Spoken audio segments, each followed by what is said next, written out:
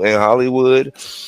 It was after I did Coach Carter, and I saw Eddie Murphy and Johnny Gill tongue kissing, Oh, and this is like out in public. So a lot of the things that y'all think they do.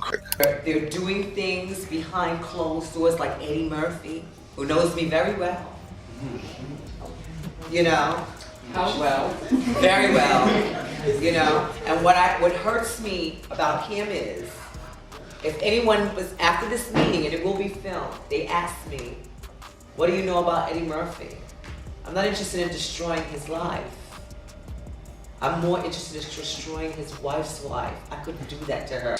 Nicole Murphy hinted at revealing some secrets about her marriage and has made damaging allegations against Eddie Murphy, including claims involving Hollywood parties and questionable relationships. People are wondering whether this is true or just a reaction of a bitter ex-wife. Nicole and Eddie met in 1988, got married in 1993, and divorced in 2005, citing irreconcilable differences. Nicole received a $15 million settlement, but later faced controversy when she was seen with married director Antoine Fuqua. After that, Nicole began dropping hints about the real reasons her marriage ended. I always said I would drop Murphy if I get remarried. And I always get asked that question, how come you still have Murphy? Blah, blah, blah, blah, blah. And I'm like, listen, I was married to that man for years, okay? I earned my name. I deserve my name. I have 5 children with that name. I didn't see any harm in keeping my last name. Allegedly, Eddie Murphy had a long pattern of unstable and secretive relationships that Nicole Murphy says he repeated with her. He was known as a party lover who couldn't stay committed for long. According to A Song for You, My Life with Whitney Houston by Robin Crawford, Eddie treated Whitney Houston poorly, mocking her and behaving manipulatively before they broke up. After that, Eddie reportedly did the same with Mel B, first pursuing her and then denying paternity of their daughter, which caused public controversy. Nicole claims this was the same behavior he showed during their marriage. There have also long been rumors that Eddie dated women to hide his real interests. In 1997, Eddie faced a major scandal when police stopped him in West Hollywood with a 20-year-old transgender escort named Addistone Shalimar Sully. Eddie said he was only giving her a ride and didn't know she was transgender, claiming he was just trying to help someone late at night.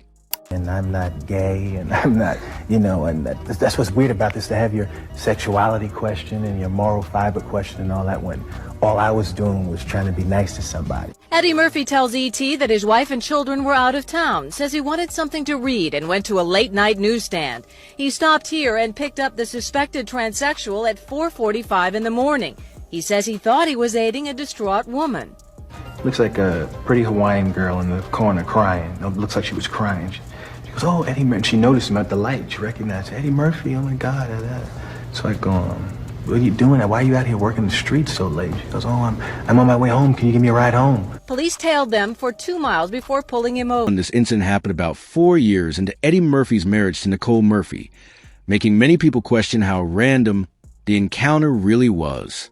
Although Eddie survived the scandal without major damage to his career, the issue resurfaced later when he was publicly called out by Octavia St. Laurent, who openly and confidently spoke about her identity and directly mentioned Eddie by name that is being run by perverted undercover fags that run around talking about how straight they are. You got big-time celebrities that go around in their cars picking up transvestites, having sex with them, and then getting on national TV making fun of them. Everything you do in life is like a boomerang.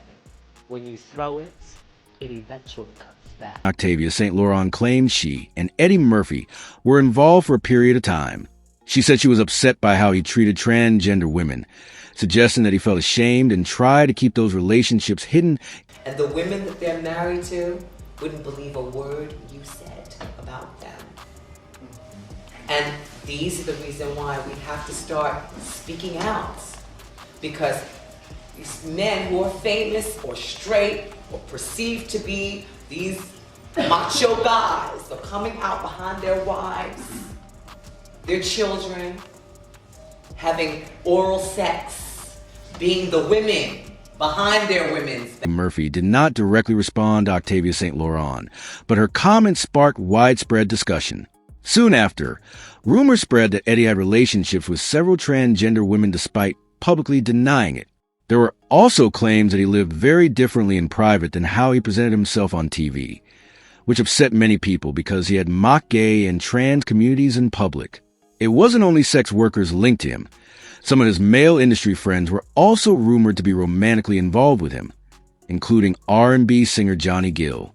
These rumors dated back years, and in 2005, Johnny's ex-girlfriend reportedly said she ended their relationship because his connection with Eddie made her uncomfortable.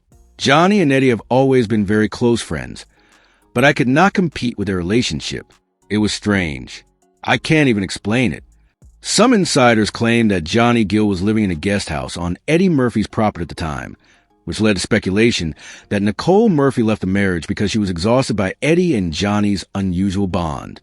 Those rumors gained new attention after a male entertainer who attended parties hosted by Sean Combs, Diddy, spoke out. Since Diddy's arrest, more stories about what allegedly happened behind closed doors in Hollywood have surfaced. An escort known as Flash claimed that Eddie and Johnny were secretly a couple and said he witnessed them being intimate at one of those parties.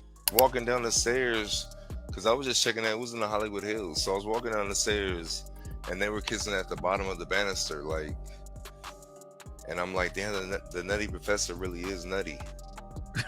like he really is, like, and they were going at it, like, for real, like swallowing tongue. Honestly, it doesn't seem far-fetched, since the industry has long been known for having men who work hard to present a different image in public. Eddie Murphy has spent years denying rumors about his private life, but many people feel it's not a coincidence that his name keeps coming up again and again. Even though he's tried to shut the talk down, the repeated mentions have kept the speculation alive. One social media user even commented, "Nothing surprises me about these celebrities anymore. Nothing surprises me about these black gay men either. Therefore, anything's possible. More power to them both." Another said, "It could very possibly be true. Johnny Gill is actually living in a guest house on Eddie Murphy's property in California. People had warned her years ago about the down low rumors." And then another one really went there. "None of this sounds far-fetched. People just need to be who they are. Who gives a darn?" So what do y'all think about all this? Did you ever hear any rumors about Eddie Murphy back in the day? Drop your thoughts in the comments below. Before you go, don't forget to like, subscribe, and I'll catch you in the next video. Bye, besties.